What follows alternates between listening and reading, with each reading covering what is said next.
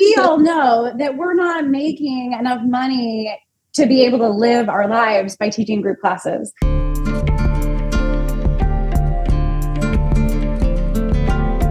Welcome back to Full-Time Yoga Teacher Podcast. My name is Reika and I am your host. I hope you are having a great day as you are listening to this podcast.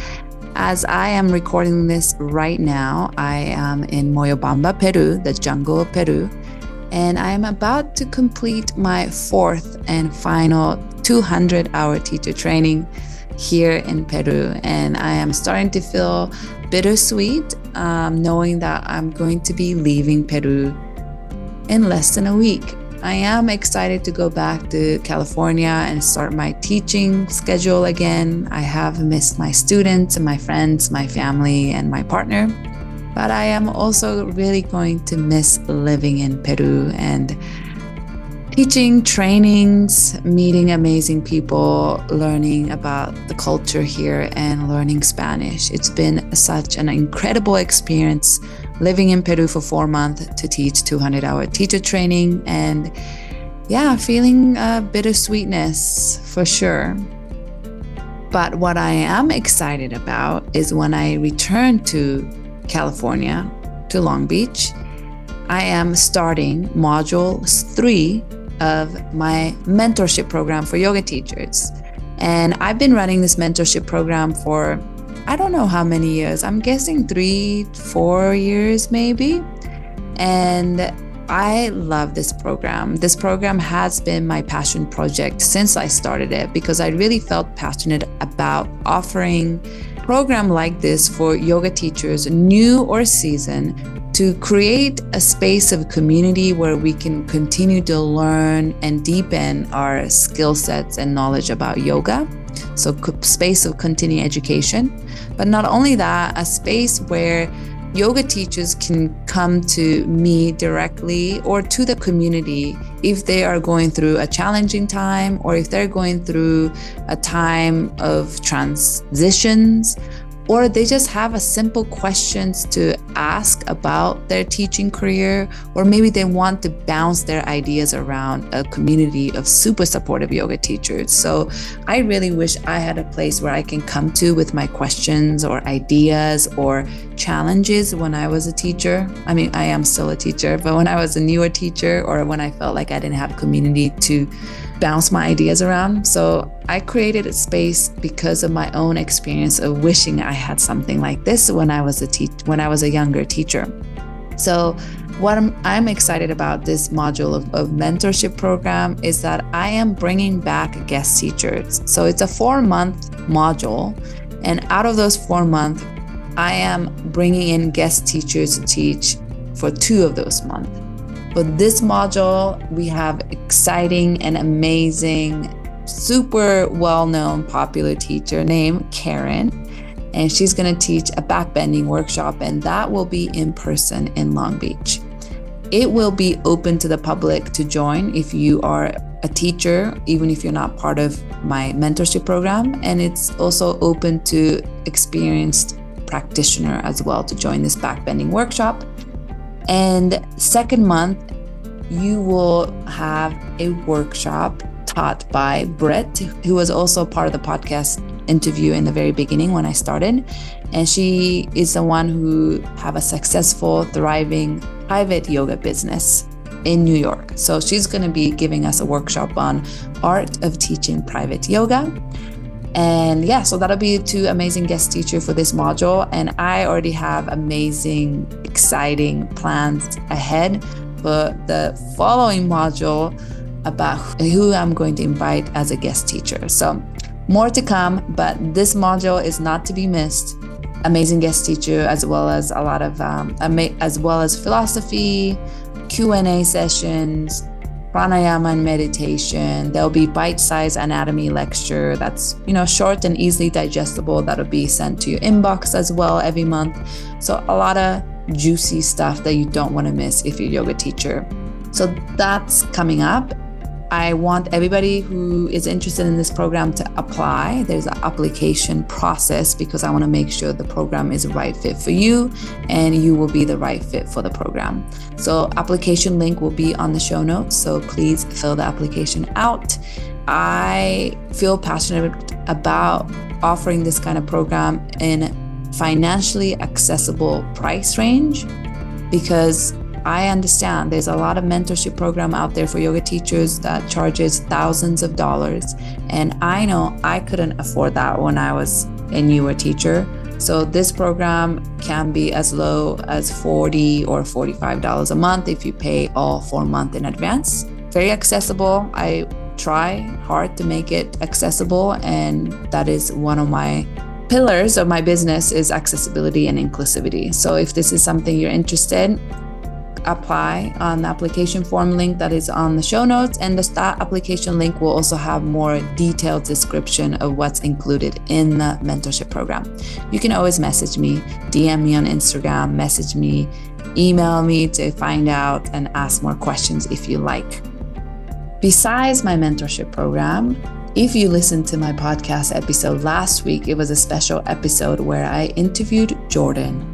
Jordan is a founder and director of nonprofit organization called Sojourn Yoga Foundation, where she leads ethical yoga retreat, which I think is missing in the yoga retreat world right now, is someone leading an ethical retreat where giving back to the country and the culture that you're visiting is one of the big pillar of the retreat. So she is doing amazing work by leading ethical retreats around the world, as well as her focus nowadays are more on leading a teacher training. She just finished a teacher training in Morocco for teenage girls in Morocco, so they can go on and teach yoga to their community, but also they themselves will now have tools in their toolbox that they can use for self-care when they're going through a stressful, challenging time in their life. So amazing organization. If you didn't listen to the podcast episode from last week, please do. It's a great one. And she is going to be coming and attending the Zoom yoga class for my online yoga studio this coming Sunday, which is August 25th, Sunday. That Zoom yoga class is going to start from 8:30 a.m. California time, which is 11:30 a.m. Eastern time. This Zoom yoga class is a donation-based yoga class. You can pay as much or as little as you want to, and I will not be taking any profit from this class. All the donations I receive from this class will be donated to this nonprofit that Jordan started, Sojourn Yoga Foundation.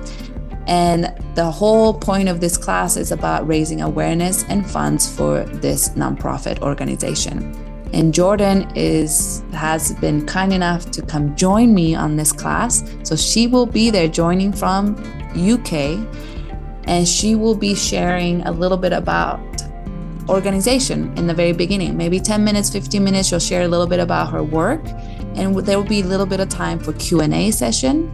And for the remaining hour of the class, I will teach a yoga class on Zoom. So it's a way to come together as a community so we can learn about amazing work that Sojourn does in the yoga world and also in the world of women and girls empowerment. And we can come together as a group, community, and be part of the positive change we want to see in the world. That's what Yoga for Change is about.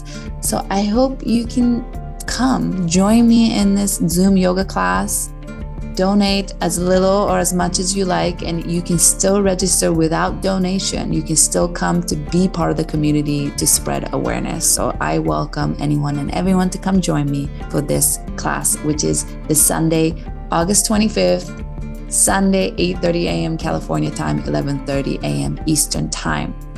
Okay, so now that housekeeping is out of the way, I want to talk a little bit about this week's episode. I interviewed Andrea, and Andrea and I met in continuing education yoga teacher training program called Threes Physiyoga. Threes Physiyoga Advanced Teacher Training Program was done online, and that's how I met her. She is based in New York. it was a science-informed training that applies physical therapy principles to the foundation of yoga. I have brought in Marissa and Olga, who was also my classmate for this cohort. They are all such an amazing yoga teacher who is very much aware of anatomy and kinesiology and biomechanics. They love this body knowledge, the physical body knowledge, and they also love the spirituality practice of yoga. And we are all about combining both and creating a safe and healing practice for our students. So I interviewed Andrea, and I think this interview was interesting because she comes from a role of director for a dance company in New York for many, many years. So she has so much knowledge and experience and ability to direct event or program. And she brings that skill set to her yoga teaching career. And I think it's so wonderful how she highlight that skill set in how she directed a yoga teacher training program, as well as she continues to organize and run international and domestic yoga retreats. And her skill sets from being a director has become such a valuable skill set in how she runs her career in the yoga world. And I think sometimes those are the skill set that a lot of yoga teachers lack, because we just love teaching so much that we're not very good at spreadsheets and budgeting and all kinds of stuff like that. So she is able to kind of bridge the gap between those two worlds, and she shares her journey and experience of becoming a full-time yoga teacher. And she still does work in the yoga world, and I think that's amazing. She still loves teaching yoga and being part of the dance world. And it also shows how many teachers have different income streams to make teaching yoga sustainable. So Andrea is a New York-based ERYT 500-hour yoga teacher. Her offerings aim to create space for accessible and individualized somatic exploration to uncover wisdom about our bodies and patterns with curiosity and kindness. With breath-centered holistic approach, her aim is to support students to move with awareness, empower, and facilitate balance within the framework of yoga, breathwork, and meditation, also other movement modalities, and move in a more sustainable way for longer. Andrea teaches regular group classes and is the director of teacher training at the Yoga Common in Midtown Manhattan. She also specializes in one-on-one sessions that are customized for clients to reach their goals and support their well-being. She offers regular retreats and domestic and international locations to provide students with an opportunity to step away from their daily routines and practice yoga in community with connection. She completed 200-hour certification at the Yoga Common in 2014 and a 500-hour training in 2017 at Boston Yoga School in Boston, Massachusetts, under the mentorship of Amy Wren and Kevin Courtney. She received a 75-hour advanced certification through the Sacred Fig and Kula Yoga Project with Anton Brandt and Nikki Villela in 2019. She just completed Threes Physiyoga Advanced Teacher Training with me. It is a science-based, science-informed training that applies physical therapy principles to the foundation of yoga. So let's get started on the interview with Andrea.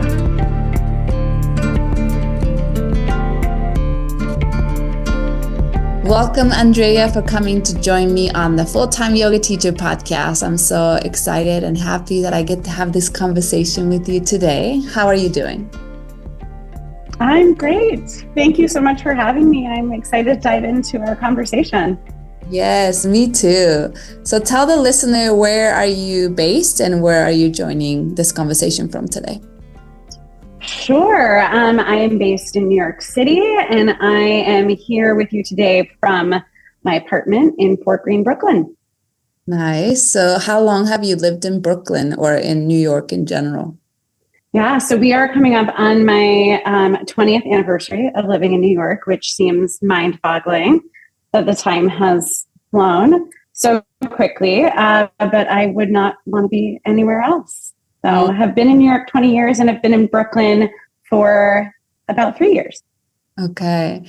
I only visited New York once in my life, but I always hear people say that it's really hard to leave New York once you're there. Like something about the city is so like captivating that people just love it. It draws you back in. Yeah, I'll share that during the heart of the pandemic, I was in upstate New York with family for about a year and a half. And I had only lived in New York during my adult life. And so at that time, when there was such a big upheaval for everybody, I really allowed myself to be open to seeing like maybe this is the start of a transition away from New York. And that didn't happen. So in New York, the magic of New York and the spirit of New York pulled me back. So I couldn't stay away for too long. Wow. I actually want to experience living in the city just to kind of understand what people mean by the something about that city that keep pulling people back. So where are you? So you're from upstate New York. Is that where you grew up? Yeah. So I grew up in upstate New York, in Albany, New York. And my family's been up there for, about how old I'm 42. I always forget how old I am. So my parents have been in the same house for about 42 years. I went to school in Connecticut College. I studied dance. And then right after I graduated, a month after I graduated, I moved to New York. It was the only place that was on my list. It was the only place I could picture myself carving a life. And yeah, it's been the opportunity for me to create really incredible relationships, build wonderful community in all sorts of ways. So amazing. And what kind of dancing or dancers were you, or maybe you still are? So what was it, a ballet or modern? Sure. I studied contemporary dance at Connecticut College. And when I moved to New York, and this kind of intersects with kind of the start of my yoga journey, because when I moved to New York, I had made the decision to not pursue dance professionally. Over the last 20 years, I've also worked, in addition to my yoga teaching career, I worked behind the scenes in dance. So worked in management and fundraising, and in leadership. And so when I moved to New York and decided not to pursue dance, I was taking dance classes, but just felt very disconnected from a regular movement practice. And I was really seeking something to ground me and just like get me into my body and, out of the thinking mind. And I had taken a yoga class at a Limon Dance Intensive a couple of years prior, and that had been my first introduction to yoga. And so I found myself in a yoga class very early on, in my very, very early 20s, that first year in New York. And I was like, oh yeah, this is it for me. This will be my anchor. It's so interesting because I feel like I had a handful of teachers that I interviewed on this podcast that they were a dancer and they moved to New York to pursue dancing. But for you moved to New York and you knew that's not where you wanted to put your energy towards in terms of your career path. Mm-hmm. Why was that? Yeah, well, I think a big part of it is that I knew for myself that I was seeking a certain amount of stability and the life. And I'm sure if you've talked to others who pursued kind of a similar parallel path as an artist, is that there's not a lot of stability in dance. And I knew that I wanted a way in to continue to be part of that community. And so that's how I found myself like working in the business of dance and in support of artists and the art form, which has been a really, really wonderful outgrowth of kind of that decision to not perform. Mm-hmm. That's so interesting and fascinating. So you moved after you finished your university, you moved to New York. and you started practicing yoga, when did you first realize that you wanted to become a teacher? So I was thinking about this when I had looked over the preliminary questions, and it wasn't like a lightning strike, like I want to teach. It was a kind of slow, organic realization that this practice offered me just an incredible set of tools to ground myself and to decrease my anxiety and allow me to feel more connected with myself and with my body. And it was probably about, it was about 10 years into living in New York. And I was working at that time full-time with a dance company who I actually still work with, Kegwin and Company, in partnership with the artistic director, Larry Kegwin, who's like a brother to me. And we had just wrapped up the company's 10th anniversary in 2013. So it was a huge year work-wise in terms of shepherding his creative projects and planning a big 10th anniversary gala. I was married at the time, and it was just a year of a lot of energy going out and not a lot of opportunity for me to feed myself and nourish myself. And I had this ongoing yoga practice, and I was like, there's something about this where I'm sure you can relate to this, as can many people who you've talked to, when you're a yoga practitioner and you're like, I'm just so curious. There's more to what I experience in those 60 minutes when I go to a studio. There's something richer, there's something deeper. And that's what pushed me to do my first teacher training in 2014. Just a desire to know more, to learn more, to be able to access a kind of depth that I knew would serve me.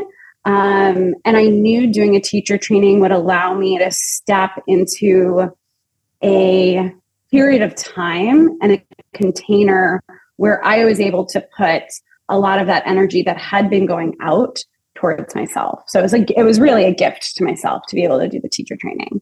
I loved hearing that.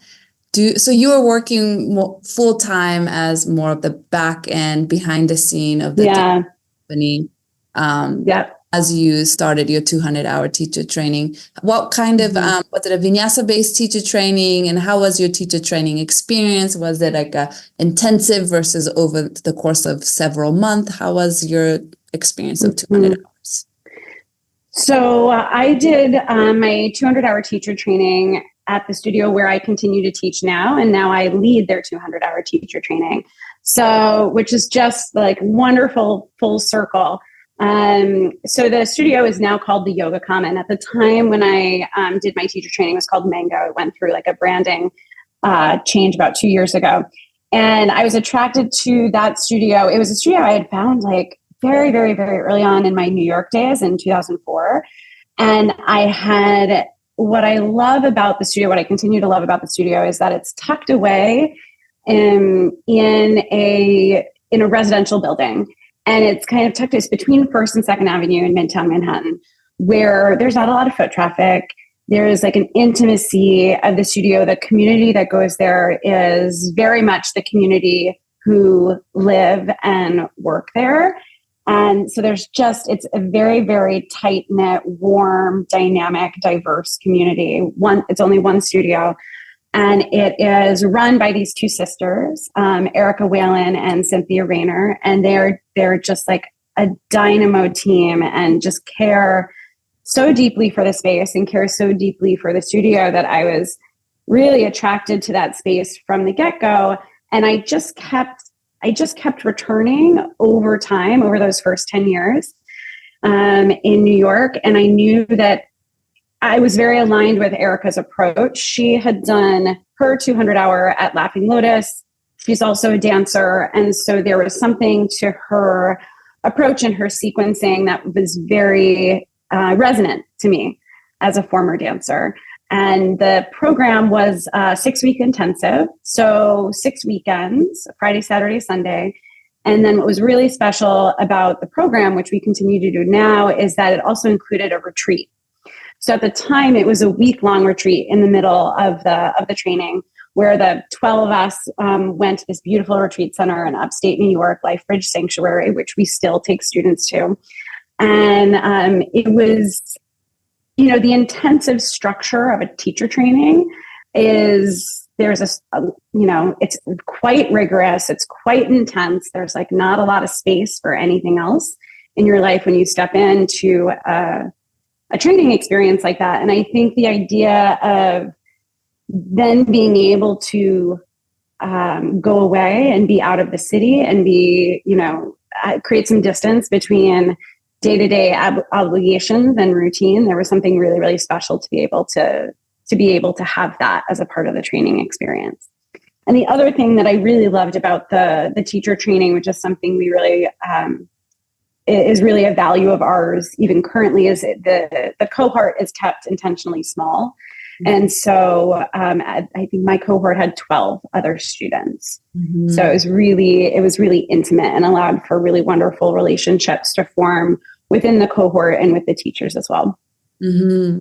That sounds so nice. And also I love that that's the studio you started practicing at, and eventually did your 200, and then eventually you became the 200-hour teacher trainer, which is so cool that, you have such a long lasting relationship with the studio and owners, and now you're so involved with their programs. So after your 200, did you start teaching right away, or was there some pause in between? I did. It's interesting. You had asked me, when I knew that I wanted to be a teacher, and it was like during the course of the 200-hour training when I had the opportunity to, step in and do an abundance of practice teaching. And, I had never taught anything in my entire life. That was like, that teaching muscle was just completely new to me, but I ended up really falling in love with it. And I think, especially in those early days, I think it connected me to the feeling I had when I used to perform, is just that, stepping into that kind of space. But yeah, it was through the training that I was like, oh, this feels really good. There's something very, very special about this. There's something very special about being able to then offer a group of students part of the practice that's been so meaningful to me. So I started teaching community classes right after I got my certification. And then I got my certification in May, I believe. And then I had a regular class on the schedule by that fall. Amazing. And did you start teaching more and more as time passed? Yeah, what's been really, and I was reflecting on this, looking at your questions, is, my path, my teaching path has felt very organic. Certainly there are times when I'm like setting goals, and especially as a new teacher, when like all you want to do is teach more, and you think that like the number of classes you teach is reflective of how good of a teacher you are, and then you grow out of that. But I started with one class a week for the first several months. I slowly added a second class and maybe a third class at some point. And then before COVID, I was teaching both at the Yoga Common and Kula Yoga, and I was teaching probably an unsustainable number of classes for someone who was still at that time also working full time as an executive director of a dance company. So yeah, so I was just wearing all the hats at all the times. Yeah, it must be. I never had another like full-time job as I was teaching yoga. But whenever I speak to other teachers who also have full-time job, they're always trying to find the balance of like, what's the right number of classes a week that is still fulfilling for them, that they want to teach, but also, they still have energy for their full-time job and still have time for themselves. And, so I think everyone's different, but I think I have heard like 2 to 4 classes a week is something what I think people who have full-time job, they feel quite happy and content with like 2 to 4 classes a week. Yeah, that's a little bit of the sweet spot, I think. And then because I think in like 2019 and 2020, I was teaching something like, including my private clients, I think I was teaching 10 sessions a week. And it was just, looking back on it, it boggles my mind. And I was somehow doing it. I think it would have caught up with me eventually.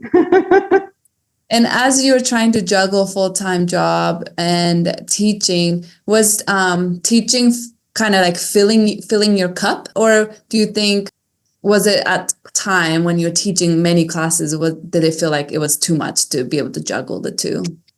I think at that time I was feeling, in terms of my relationship with Kula Yoga, and I have been a student at Kula Yoga for probably 15 years and studied with Kevin Courtney when he was there, and Nikki Villella and Maggie Pierce and Julia Pine, and they're just so brilliant.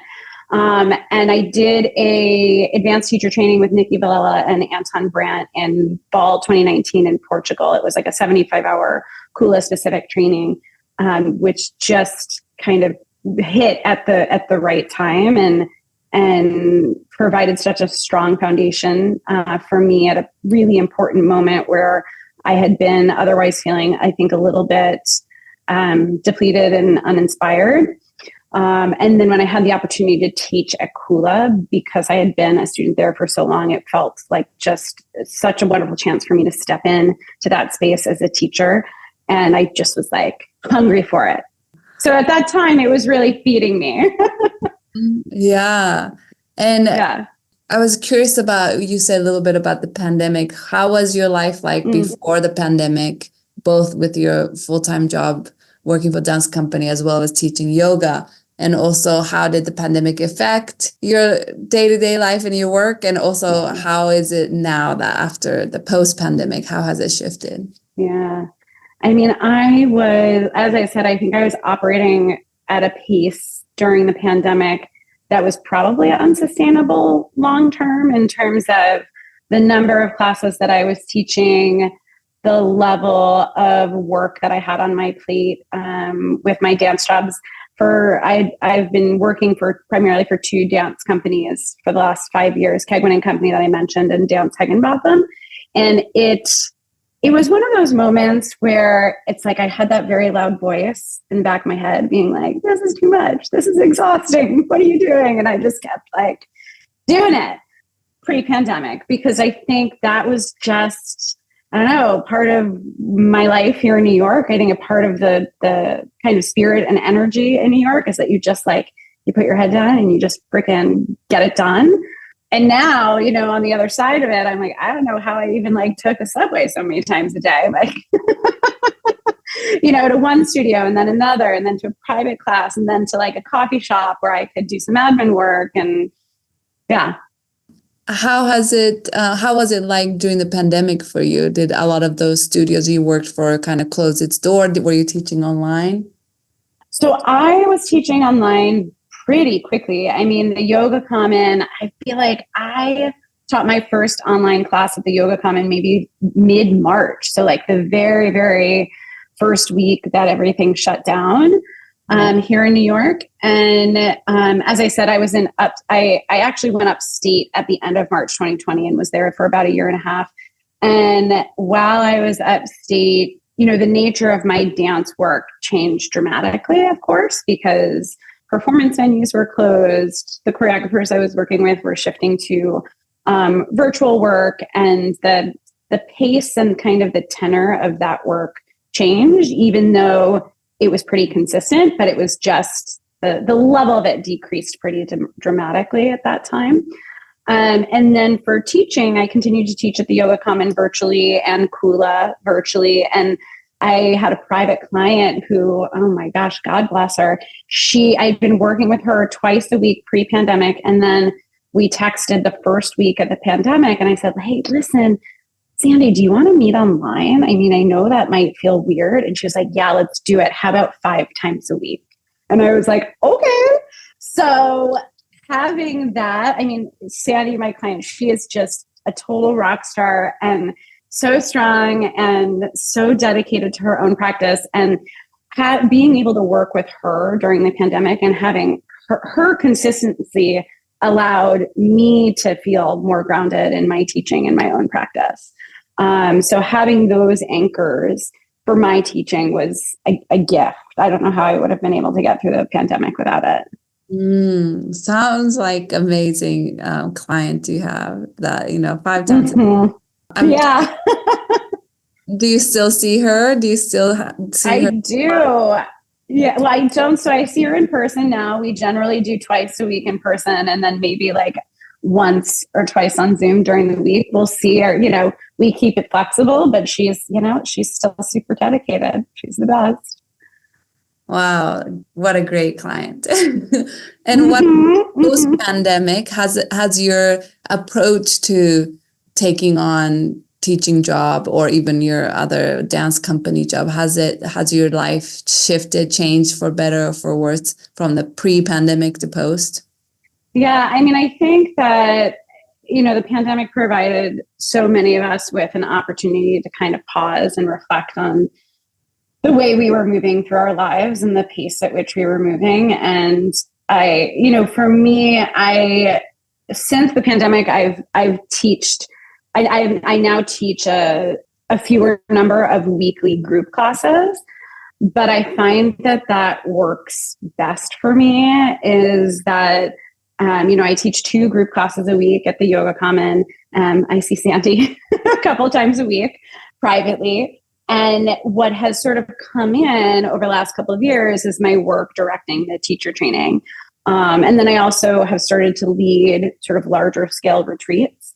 And I find that work has, I've welcomed in that work to kind of take up more space. And I want to be able to devote the kind of energy and attention to shepherding people through those experiences. And the only way I have the bandwidth to be able to do that is if I'm not racing around to and fro on many different subways teaching group classes.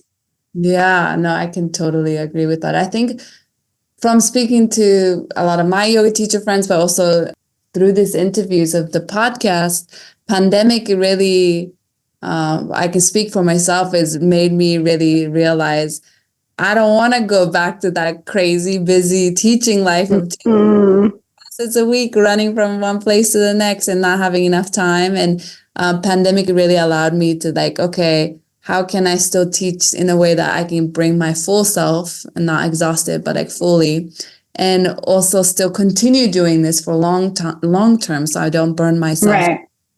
And pandemic also gave me opportunity to be able to kind of start teaching online for myself. So I was able to kind of build this small, tiny little online business of mine.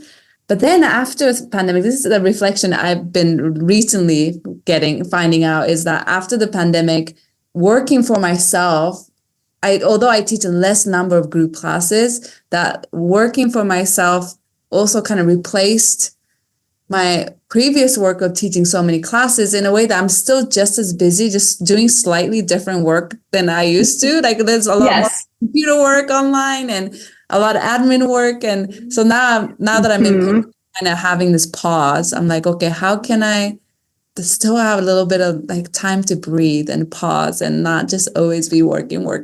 So 100%. Yeah. But still working just as hard. And when you said in New York, culture of hustle and work, definitely there's that in LA. So definitely, and maybe it's a big city yoga teacher thing. Yeah, it's that big city living. And it's so interesting the way that you described, you're still working as much as you used to. It's just the kind of work you're doing has shifted. And I'm reminded so many times that as yoga teachers, we are creative beings. And the only way that we will have space to fully tap into that creative spirit is if we intentionally carve it out for ourselves. And that kind of space is so essential for us to be able to really transmit the practice and our approach in a very clear way to our students. And it's so hard to do that when we are working for ourselves. I'm constantly I joke around with my partner. It's I have to have an Andrea Lodico Inc. kind of strategy planning session right? It's like, we don't have like, we're not working with coworkers or colleagues. It's like, we need to be able to have those kinds of planning sessions so we can map out our time in a way where we can anticipate, okay, there's my downtime. There's the time I'm going to take to be able to step into a training or step into an educational opportunity, which I know will then help serve me and serve my students. So beautifully said. It's so true. Like, without having that time of reflections or time of like us not working or teaching, that's when like creativity flows, or that's when we can feel rested so that we can show up as a, the best yoga teacher self that we are teaching. So I really resonate with what you said.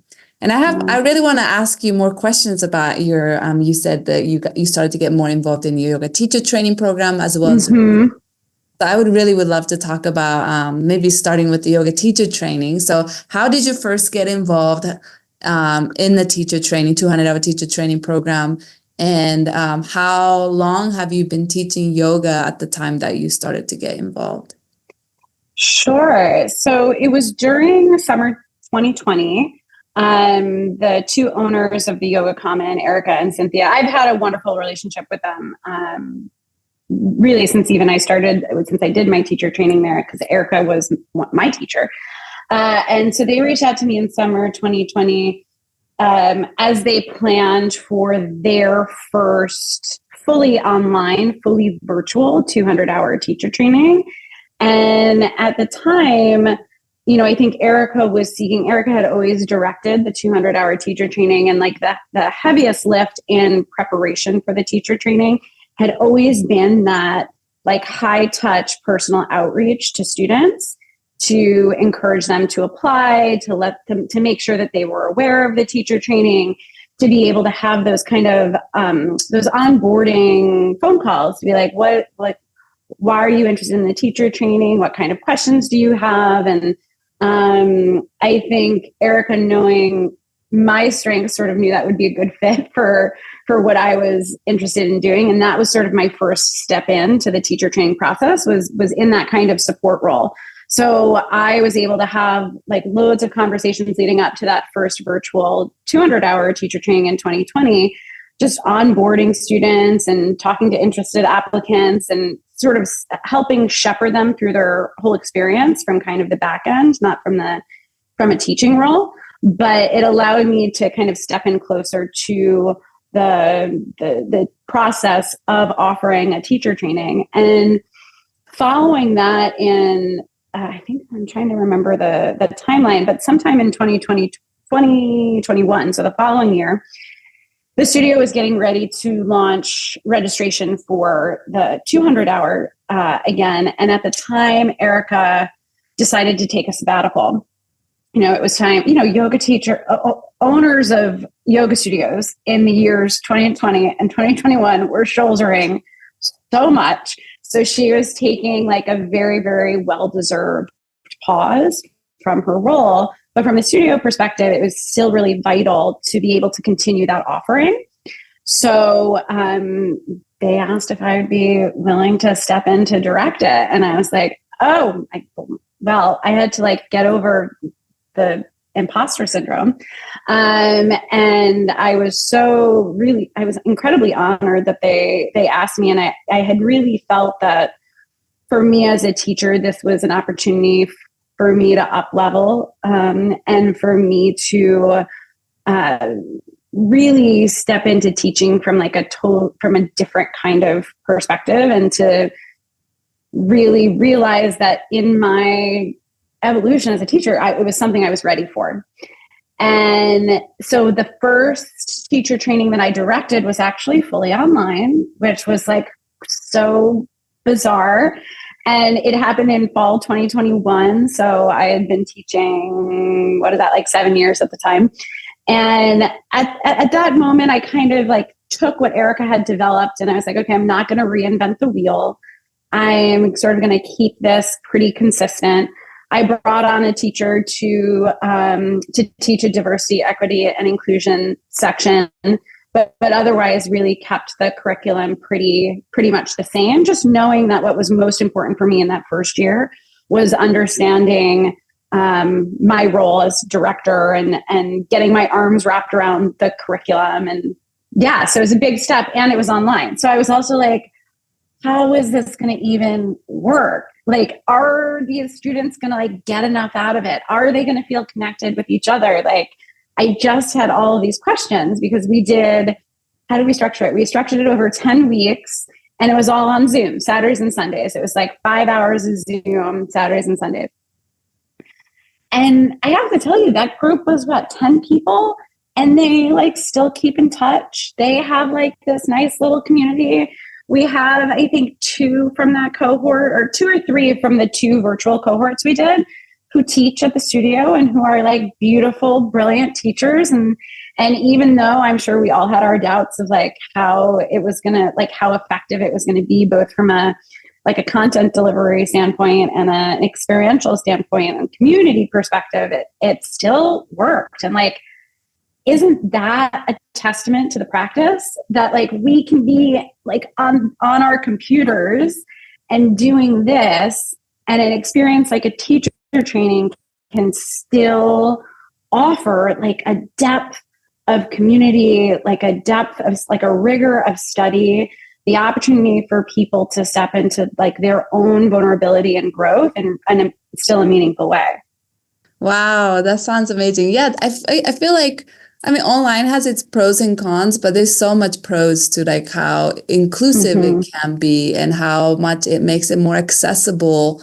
And now I feel like the trainings are able to have a hybrid, have some online offering, some in person, or some people who live far away can join by Zoom, or, it kind of opened up a lot of doors. And I think, it's not, people are going back to in person, and that it's a beautiful thing. But I think this online aspect will stay. Like, I feel like it just opened up a lot of doors for so many people and studios. So great to hear that your first teacher training you directed was online and it was a successful one. Yeah.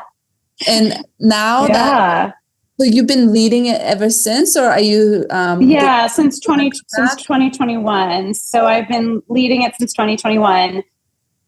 Since then, we've had 2 in-person cohorts, and I'll say I'm very proud of myself that both were totally sold out. We've capped it at 15, and we had 15 the last 2 years, which has been a thrill. Amazing. And, this year was a really important year for me for teacher training, because I thought to myself, okay, I have 2 years under my belt directing the program. I had kept the curriculum relatively consistent as it had been. And I felt like leading up to our most recent cohort, which happened this past spring, I was like, this is an opportunity for me to take ownership of it and to really look at what works, what doesn't, what needs to be refreshed. What do people need right now to, when they step into a teacher training that'll serve them as they, move on to their lives, move into teaching potentially. And I restructured the program. So prior to the pandemic, it had always been 6 weeks, Friday, Saturday, Sunday. And the Fridays, Friday nights, people are coming from work, they're tired, they're like, the content areas that were on Friday nights had 3 hours versus 6 hours. And it was just, it felt like it wasn't the best structure to serve the material. So I extended it to 10 weekends, Saturdays and Sundays, longer days. And I think, it helped.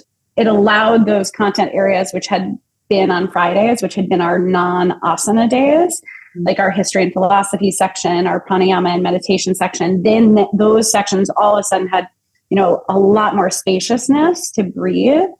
And that, I think that was really successful. And I refreshed the reading list, and I just refreshed the curriculum. And so it felt really nice. I also wrote a teacher training manual with the help of my fellow mentors and teachers, which when I was in the process, I was like, why did I give myself this task this year?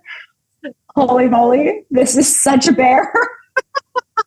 But it was, it was a labor of love, and my brilliant co-teachers and mentors all contributed it. And then I kind of like stitched it all together. And now we have this beautiful manual that like each year The only thing we'll have to do is just kind of look through it and refresh it and kind of hone it for the next cohort.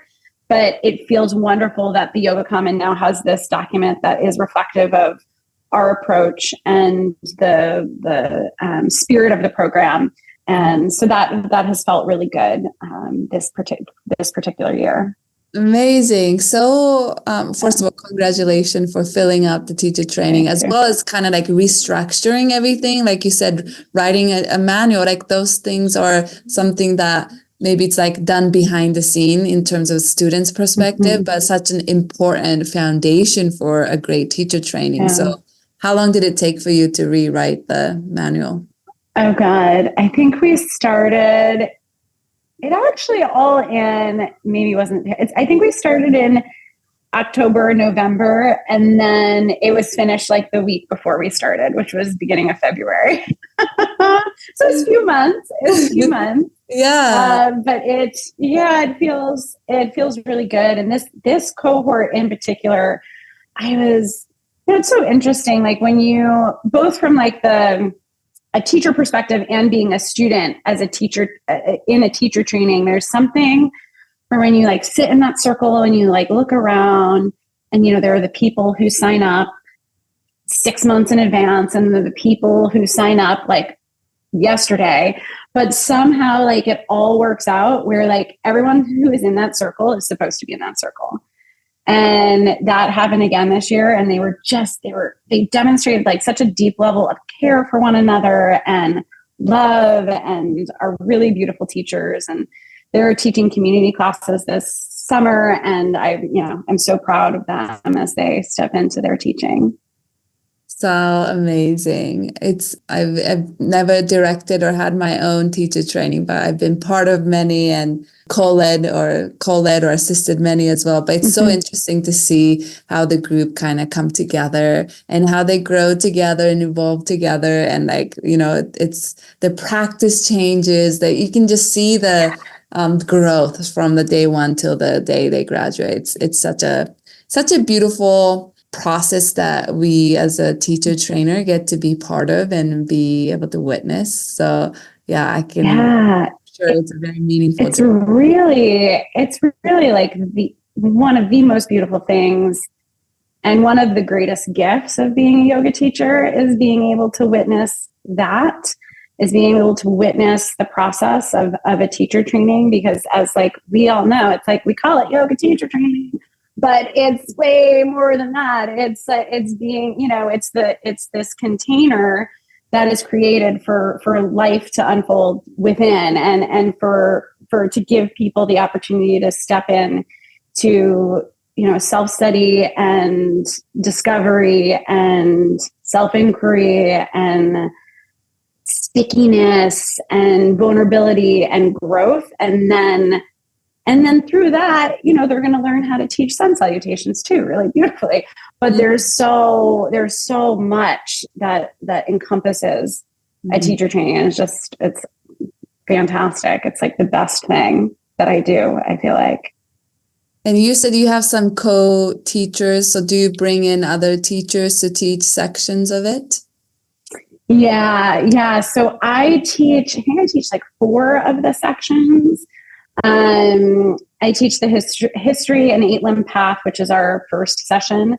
I teach backbending, and then I teach one of the sequencing sessions, and then I teach our final day together, which is like a big like practice teaching day, and they work on their finals. And then I have 4 mentors who come in where the content is kind of divvied up between them. And most of them are teachers at the Yoga Common who I've known for years. And the one teacher who's not at the Yoga Common, I'm trying to get him a class at the Yoga Common. So one of my dear, dear friends, my yoga husband, Marcus Berardino, and he and I co-lead retreats together as well. And he's a brilliant teacher, also Brooklyn based. And then we have a really wonderful teacher who I was connected with who is LA based, actually. And her name is Julia Bembenek. And she came to me because I was on the hunt for someone who is really steeped in Sanskrit study. And so she is just brilliant and doing her own translation of the Gita. And getting her master's, or has her master's already in Eastern philosophy. And she's just been a wonderful addition to our faculty team. And I think this was the first year that she taught the Sanskrit immersion, but I think really provided the students with a strong foundation in the language and in sutra study. Wow, that sounds like amazing team that you brought together. Mm-hmm. And I was thinking that, do you think your job as you said executive director of the dance company, mm-hmm.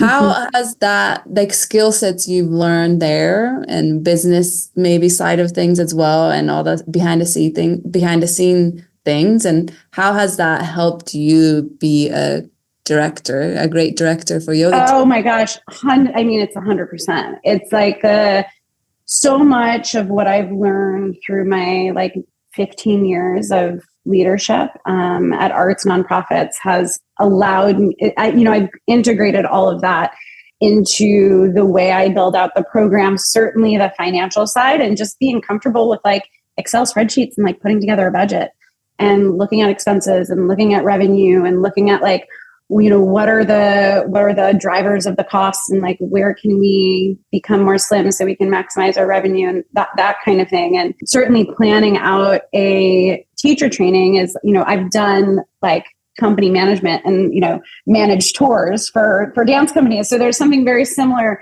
to that kind of work, and managing logistics and managing expectations and caring for a group of people over the course of an experience is so much of what I've learned doing my work in the dance world. Yeah, I can imagine how that can be so helpful in yoga world and, managing the teacher training program, because I think I see it a lot in the yoga industry. Is a lot of people become teacher because they love it and they want to teach and they love yoga, but I feel like not all, but many studios or many programs kind of are lacking on maybe that business side or the budgeting side, or trying to coordinate and make sure everything fits into pieces. I feel like that's the part that maybe a lot of yoga world can benefit from. Yeah I have a lot of spreadsheets. And is that something you studied in college to get to have that, for you to start working in that director role in a dance company, or was that kind of you learned along the way as you? I sort of just learned it along the way. So when I was in college, I studied dance, but I'm not sure how it is now when people study dance, but at the time, we didn't learn what the business of dance was. We didn't learn about writing grants. We didn't learn how to put together a budget. And so when I was still in college, I did an internship with the Paul Taylor Dance Company. And that opened up my eyes to being oh, there's a whole system that allows the dancing to take place. And so that was my introduction to the business of dance. And that sort of led me through that career path. Amazing. I love how your two career path kind of work together. That skill sets you learned in the dance world definitely is helping you excel at the job that you do in the yoga world. Yeah. And what's interesting too is that I feel, and this is probably pretty natural for a lot of yoga teachers who also pursue other things, is they find that they are integrating the practice into their work lives. And, in terms of carrying on difficult conversations, whether that be artists or a board of directors or a colleague, just tapping into all of those tools that we have as yoga teachers to come to our middle, calling it back to our threes training, being able to access our middle to be able to be really clear when we're embarking on conversations that might be sticky. I found that that's something that is, I utilize a lot. Mm-hmm. Yeah. And you're not running, are you running the studio as well? You're not the owner, you are a director of the teacher training. So are you kind of hands off on the studio, running the studio part, and you're more running the teacher training program? Yeah. So I'm just running the teacher training. We have two great managers who run the studio, the kind of the day-to-day logistics. And for me, I've just got my hands in teacher training, and then I teach my regular classes, which is what works really well for me right now. Mm-hmm, mm-hmm. And I want to hear a little bit more about your retreat. Like, how did you first start it? How and when did you first started running the retreat? And how is it? Yeah. What are some challenges and also some things you love about running the retreats? Oh yeah. And the conversations around challenges is well timed, because I'll share with you what's bubbled up for the last couple of weeks. But I have been attracted to running retreats for a number of years. I had mentioned Kevin Courtney earlier. He's one of my sort of main teachers who I've studied with for a really long time. He's also like a dear, dear friend of my brother's. And so he's been in my life for many, many years. He's a brilliant, brilliant teacher who I'm very lucky to have in my life. And he has been running retreats for quite a while. And his container is called the Eightfold Path. And so he started these retreats in, I think it was 2018, with Yama. And so each iteration of the retreat focuses on one limb of the 8-limbed path. And so Yama, Niyama, Asana, Pranayama, etc. And what has been just so incredible as a student in those experiences is that it has provided me with a depth of community that blows my mind. And so his capacity to be able to gather a group of practitioners together who have a commitment to the practice is really, really extraordinary. And there's a beautiful kind of ripple effect that has unfolded in terms of this community staying really tethered to one another and supporting each other in endeavors. And I now have folks who I had met through Kevin's retreats who come on my retreats, which is like really, really special. And so having been through Kevin's retreats as a student and having experienced the sort of personal transformation that has unfolded for me and the way that container has allowed me to step into the challenges of that particular year with a certain level of steadiness and grace that I don't know if I would have been able to otherwise access. That when I started thinking about the kinds of offerings that I wanted to create as a teacher, like right away, the idea of offering retreats was really attractive to me. The idea that, we offer group classes, we're with people for 60 minutes, which is great. And if we're lucky, we see them every week, but then they go off and they have the rest of their day. But the idea of being with a group of students over the course of a week and being able to really like lovingly and with a lot of care curate an experience for them that has a very intentional arc in terms of the practice, and where you can really offer a depth and get into specific topics and elements of the practice that you likely are not going to be able to get to in a 60-minute class, in a 75-minute class, etc.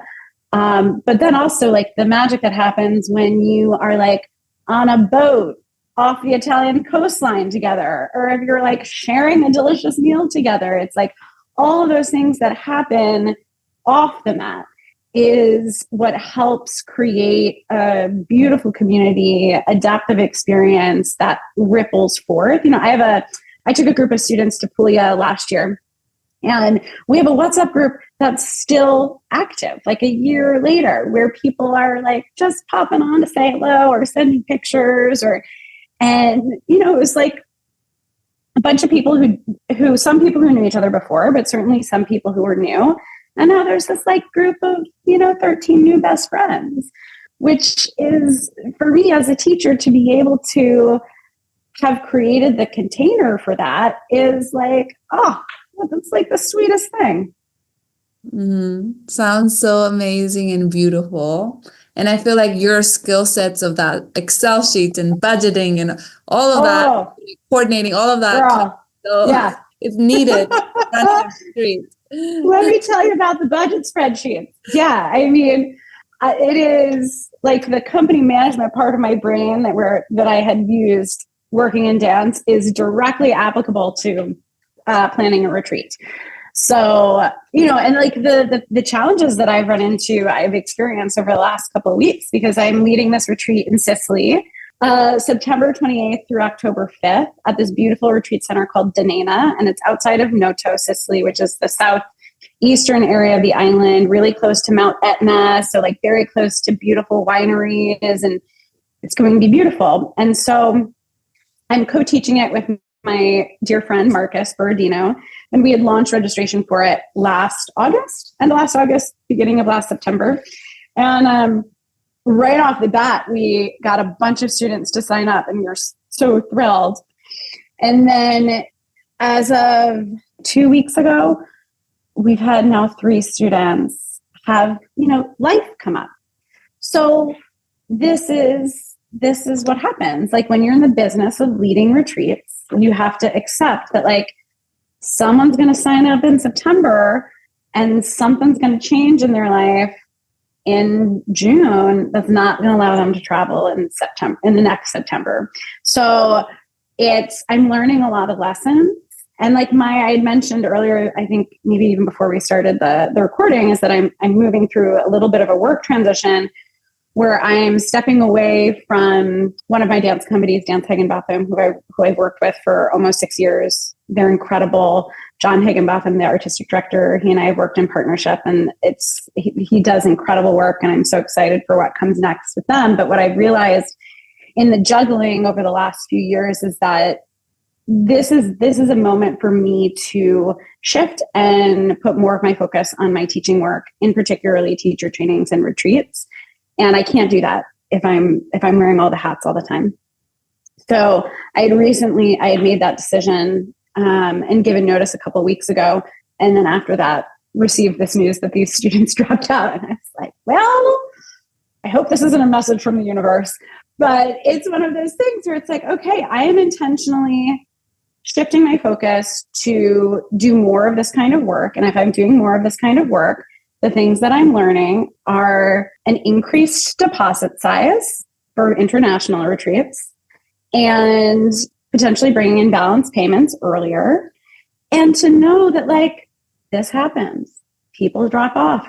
And it's just about, hoping that we are able to bring in some other students between now and September. We have a couple of shared rooms left and one private room left. And I do have full confidence that we'll be able to fill some of those spots. And like, as I said, similar to teacher training, it's like you get there to the opening circle and you look around and you're like, this is the group that was supposed to be here. So like everything worked out exactly as it should. And for me, from a business standpoint, I'm just learning things that I will need to implement for next year to make sure that things are more sustainable for me from a business and financial perspective.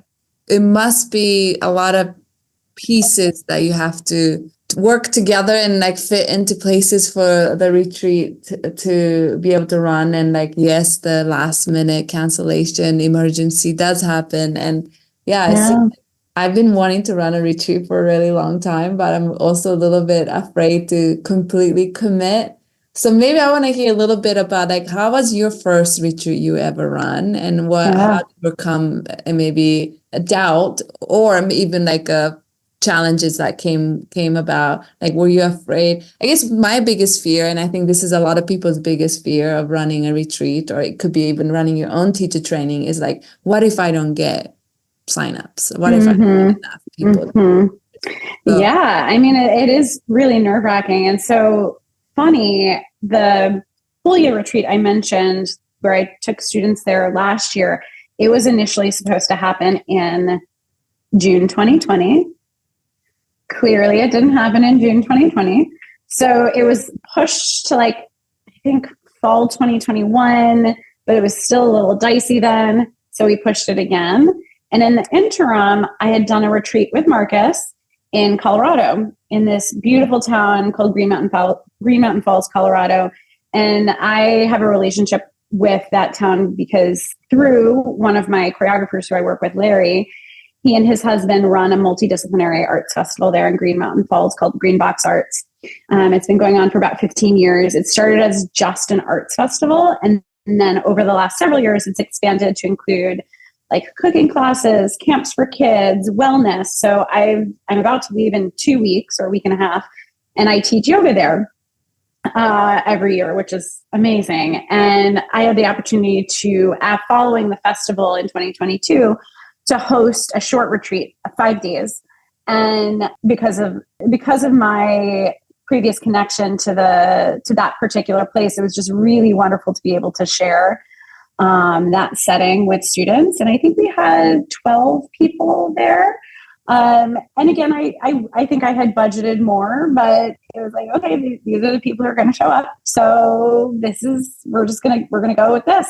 And it was really lovely. My partner is a retired chef. And so he was with us and did all the food, which is fun. So like for he and I to be able to work in partnership together has been really fulfilling. And, I think with each retreat, both that and Puglia, and now planning for this retreat in Sicily, it's like you got to look at your numbers and make a decision. Like, what's your at capacity? Like, what do the numbers look when you're at capacity? What's the minimum that you owe the retreat center? And where's the spot that you need to get for you to feel comfortable continuing with the retreat? Because it is overwhelming, because we're required to put a certain amount of money down. And you want to be able to make sure that you can pay yourself, because there's all of this behind the scenes stuff that happens before a retreat. It's like figuring out the budget, working with the retreat center, marketing it, and getting the students. But then there's the work that happens when you're there, and you ultimately want to set yourself up in a way where far enough out, you're not hustling to get students, right? Where far enough out, couple of weeks before the retreat, you can just focus on stepping in to the seat of the teacher. So that's my aim. It's not easy. Yeah, so true. And how do you mainly advertise or promote your retreat? You're working independently outside of the studio, independently. Right? It's not a studio. Yeah. I'm working independently outside of the studio. I mean, and this is really interesting, because like I am not, like, I have an Instagram account that I post on, but I don't have a yoga specific Instagram account. I've been like a little resistant around, I don't know, just like the whole self-promotional thing. You get it. It's like, it gets exhausting. But I'm trying to lean into that a little bit more, to be like this, I'm stepping into a time in my life where I'm making this more of my business. So I have to get comfortable with promoting this. I have to get comfortable. I sent out my first e-blast last week. That was like really big for me, and I was really nervous to send it out. I've asked the studio, the yoga comment, it has included really, really so supportive. They've included the retreat in some of their studio e-blasts, which has been nice. I announce at every single group class I have, and I'm like, oh my gosh, these people are probably so sick of me telling them about the Sicily retreat. But what I remind myself is that every single class I have new people. So you never know who's going to their eyes are going to light up when you talk about it. So I continue to announce it. A lot of word of mouth. We have a lot of students, a bunch of the students who are coming to Sicily. Several of them came with us to Puglia. So that's nice to see that there's sort of building a foundation of students who are coming on retreat. And my aim is to do at least one big international retreat annually. Mm-hmm, mm-hmm. Okay, I have a couple follow-up questions. So you promoting mostly in your group classes and some on Instagram, but you say you're not super big on it, and email newsletter. Yeah. But the most recent email was the first email that you sent out. Mm-hmm, mm-hmm. Like a week and a half. That's amazing that you've been able to fill out your, have enough people interested in showing up, because there's that imposter syndrome we all have, right? Like I always feel 100%, yeah. Maybe my newsletter subscriber it's too small to be able to sell out a retreat. Like I have all this doubt, and then to see somebody like you who's been able to just promote it in your class, word of mouth, blah, blah, blah. And I'm sure collaborating with another yoga teacher is also helpful too, because then you get to tap into two audiences. But it's so great to hear. Thanks. Yeah, I mean, I would say that partnering with another teacher, it has been really, and I partnered with a different teacher in Puglia, Sarah Blumenkrantz, who has a wonderful studio out in Pasadena that she opened, I think 2 or 3 years ago, called Archetype Yoga. She's a Katona teacher and she's brilliant and her studio is fantastic. But she had been living in New York, and that's where we had originally met each other. And so I partnered with her in Puglia, partnering with Marcus in Colorado and both Sicily. And what's nice is that, as you said, it allows you to tap into hopefully another teacher's market of students or network of students.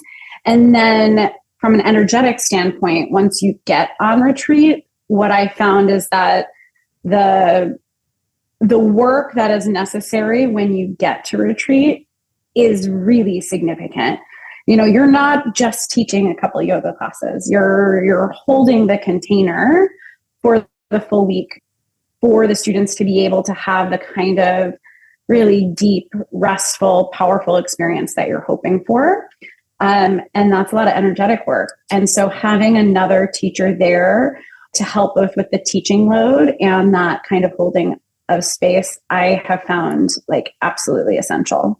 Yeah, those are all such a great advice and tips. And another follow-up question I had was you said that some of the studio that you work for has helped promote your retreat on their newsletters, and also you are able to talk about your retreat. It's not part of the offering of the studio, but you're able to mention it in your class. I was curious about that because it's almost maybe in California or in Southern California where I live, it's almost like we're not allowed to promote our own offerings at a studio setting, unless you maybe get a permission from your owners or the manager, because it's not part of the studio's offering. So like I almost feel too hesitant to like promote my own things at a studio. Is there no such thing in where the studios that you work at, or is it? It may be a studio to studio. It may be different from studio to studio.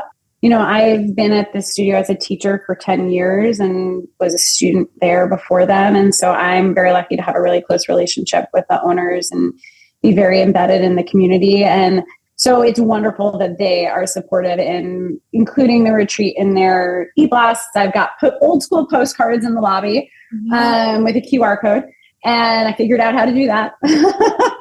And, but what, you know, if I put like my business hat on, like I would think unless like it all benefits everybody, right? It benefits the studio to have teachers who have robust offerings. And even if like you're leading a retreat that's not associated with a studio offering, it can only help, because if students at the studio go on your retreat and have an amazing experience, they're more likely to return to your classes again and again and again and again and talk about how wonderful you are and talk about what a great experience it was. So I feel like it uplifts everybody involved. Yes, I completely agree. And I always love a studio who actually want a success of a teacher, because that also means success of a studio, like exactly what you said. And this is just in my experience of teaching in a small part of Southern California. It doesn't even represent the whole Southern California, but it's not what I see. And it makes me really sad, because a lot of studios have rules of you cannot promote I even know a studio that they say you can't have your own retreat. If you have your own retreat, you can no longer work for this studio. So it's... Well, then my follow-up question is like, how much are they paying their teachers? Exactly. Like, we all know that we're not making enough money to be able to live our lives by teaching group classes. So unless that studio is paying the teachers an exorbitant amount for their group classes, then they should not have that role. Exactly. No, I completely agree. And there's some I don't know how it is in New York. There's some studios in LA that you have to sign a contract that you cannot work at any other studio that's within 10-mile radius or whatever mile radius they I've seen that before, but which I also think is totally absurd. Unless those studios are paying their teachers a living wage, then that doesn't even seem, I'm no employment lawyer, but that doesn't even seem legal. Yeah, because there's no way, yoga teachers usually have to work out more than one studios or Yes. gyms or community centers to be able to make money to survive. So to make all this rules and regulation that limits a teacher, it sounds very obscure, but yeah, I agree with you. And I'm glad to see that your studios and places you have worked are very supportive of the teachers, doing their own thing and also having their own independent, successful teaching career. I think we should all be supporting and like rooting for each other in that way. Right. Because it really, like, as you were saying, like the success of the teachers, if a studio is lucky enough to have teachers who are really successful and have independent practices where they are teaching classes and offering retreats and maybe even offering teacher trainings or have massage practices, all of that feeds the life and the energy and the students of that particular studio. Mm-hmm. Yes, 100%. I agree with you. Well, I have a couple more questions before we wrap up. Okay. I feel like you have so many amazing experiences and also unique experiences, more than just teaching, but having that role of like coordinating and developing a training program and also like organizing a retreat that I think a lot of us really aspire to. So do you have any advice for listeners, other yoga teachers who are maybe wanting to run their own retreat or maybe wanting to be part of or, organize their own teacher training? What kind of advices do you have for other yoga teachers? Oh gosh, that's a really good question. I mean, I feel like first off, it's important, I think, to understand that there's so much more to a successful teacher training and a successful retreat beyond just the teaching. I mean, the teaching is essential, and like the depth of the teaching and the clarity of the teaching, the clarity of the approach, the care that you put into it is what creates the container. But to be able to have a level of comfort, at least with numbers and maybe a budget spreadsheet. And if you're not comfortable, like seek out someone in your world who might be able to provide you with a little bit of guidance in how to, put something like that together. And I also think collaboration is really important. So like what you were saying, it's like we all should be rooting each other on. And I think especially endeavors like teacher trainings and like retreats, I think they benefit from a collaborative approach and kind of a collective spirit, and being able to have, multiple people in there helping to shape something, I think sets it up for even more success. And, like not being shy about being like, oh, I don't even know where to begin. I don't understand this. Like I should, ask my friend who like works in business, who might be able to help me look at what like a simple profit loss statement might be when I'm looking to build out like a forecast for my retreat. Yeah, I love that. I love all of that advice. And what do you love the most about being a yoga teacher and even like teacher trainer, retreat coordinator? And what do you find it most challenging? I mean, because what I love is like all of it, right? I mean, like I can even just say like yesterday I was like having a crap morning, and, these people had just dropped out of the retreat and I was feeling like, just not great. And I was like feeling a little anxious. And then I went and taught my 12 p.m. class at the Yoga Common. And I had this group of students, including one who I hadn't seen since before the pandemic. And I like walked out of the studio just completely filled up. So, I mean, my favorite thing about being a yoga teacher is the community that I'm now a part of. And the fact that, my work allows me to establish a kind of depth of relationships with people, and that I am, it's just the greatest gift to be able to step into a space to offer people something that has given my life so much meaning and given my life like just an extraordinary amount of grounding and has allowed me to become, it's just like to be part of this whole like constellation of like yoga teachers and students. It's like, it's the greatest gift of all. So yeah, I mean, it's like, I can't even pinpoint one other. Oh, but one other thing I'll share is that, it aligned with what we just experienced, being a part of the Threes teacher training, is that to be a yoga teacher, it's like, we get to be a student forever. And we get to just like stoke our curiosity all the time. And I don't know a lot of other careers that allow for that and invite that and support that. And yes, it's an investment, right? Because we're paying for teacher trainings, but it feels like such a glorious thing to be able to be a part of. Yes, I love learning so much, and it's never ending, and that's what's beautiful about it. I feel like more I learn, more I realize that I don't know. Oh yeah. And right, exactly. It's so beautiful to know that there's so much that I could still continue to learn for the rest of my life. So yeah, I love learning, and I really encourage everyone, all yoga teachers, but I'm sure in all profession too, that like to continue learning. And I think that's something I realize whenever I feel overworked or burnt out, it's the continuing education is what really inspire me back. Yeah. Fills my cup up so that I can show up again with like fresh Absolutely. to share with my students. So yes. Right. And I'm sure you and I have both experienced that over this last year, is like having been through the Threes training. It's doing a teacher training is the best way to fill your own cup. 100%. Yes, that's so true. And what do you find it most challenging?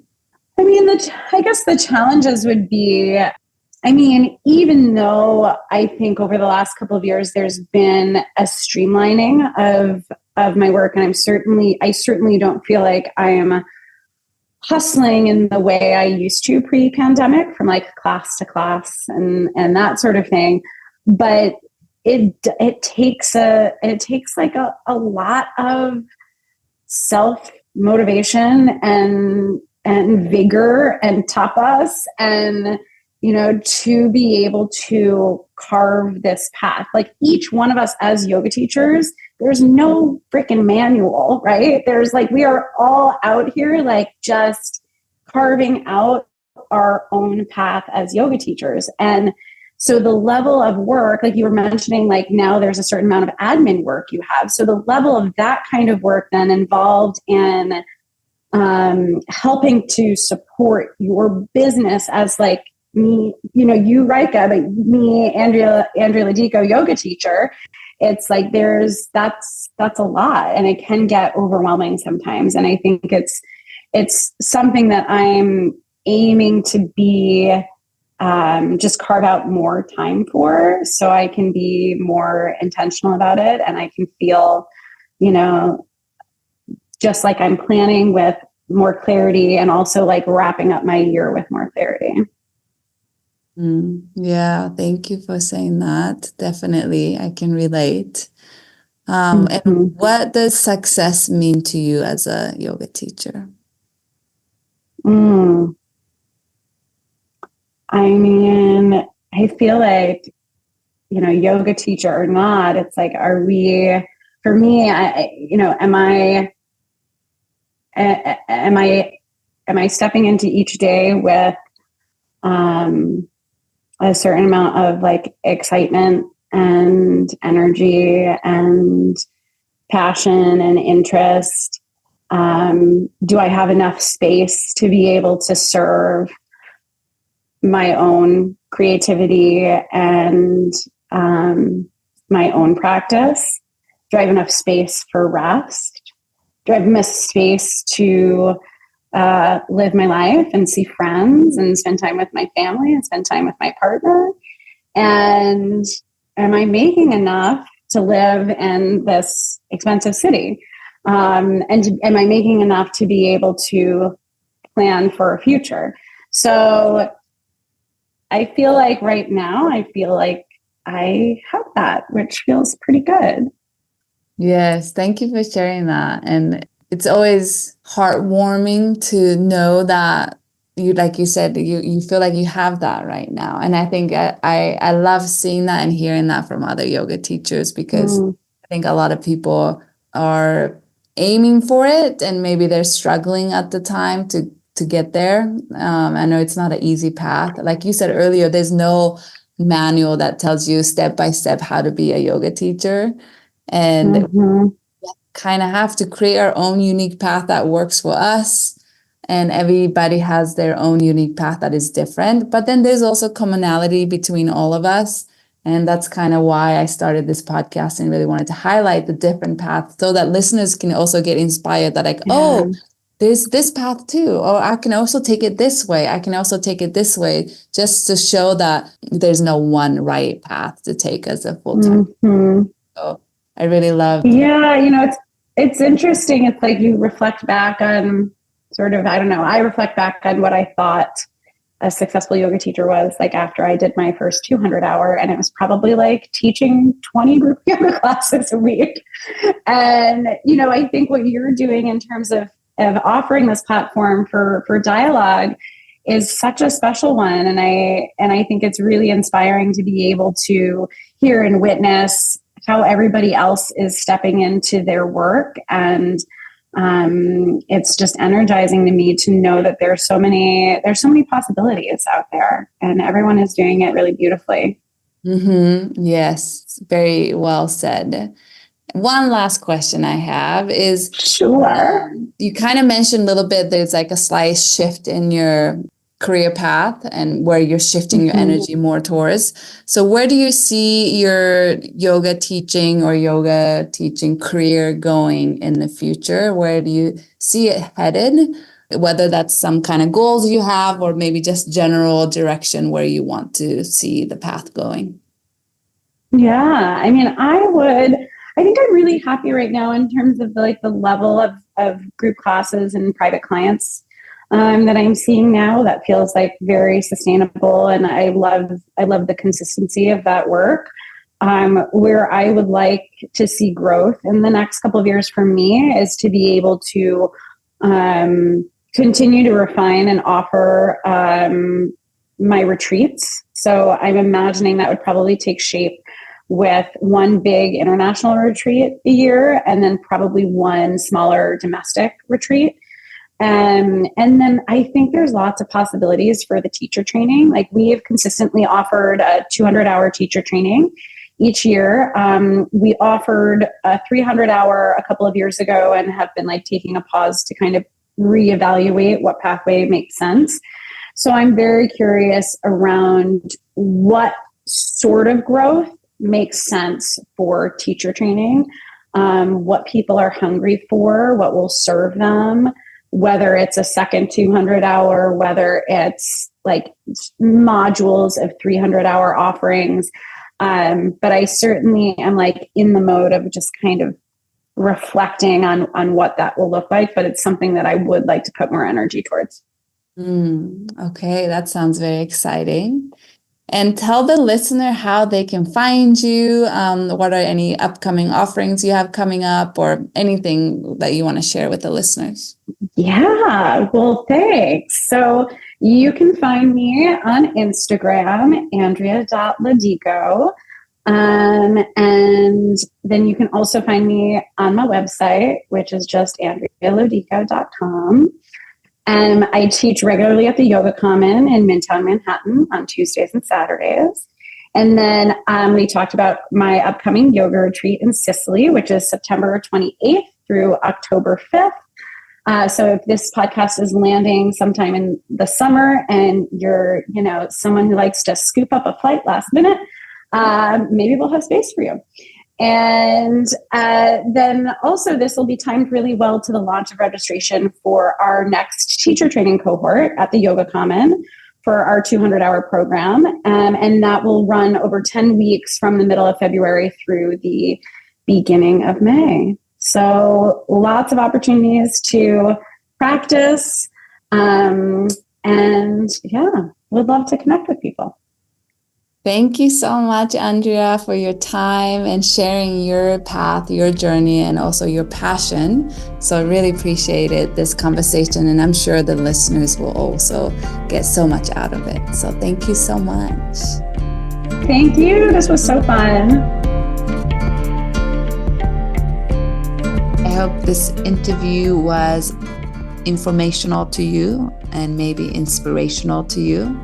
I love interviewing teachers from different cities in the United States and even different countries, because hearing the differences of how it's like to be a full-time teacher in different cities besides LA, but also hearing the similarities and similar challenges, struggles, as well as the beauty and success stories of yoga teachers are so interesting and fun for me. So I hope you enjoyed this interview, and maybe you realize that you can also highlight different skill sets that you already have from different career paths that you come from, and how that can be utilized in the yoga world. In Andrea's case, it was her directing role and spreadsheets and budgeting and accounting. And for you, that might be some skill that you already possess, or maybe you have another type of skill sets that can be very beneficial in the yoga world as well, that maybe you haven't thought about was your strength.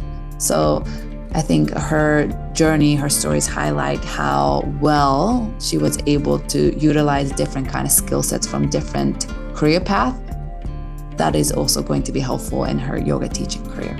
So I hope you enjoyed this interview.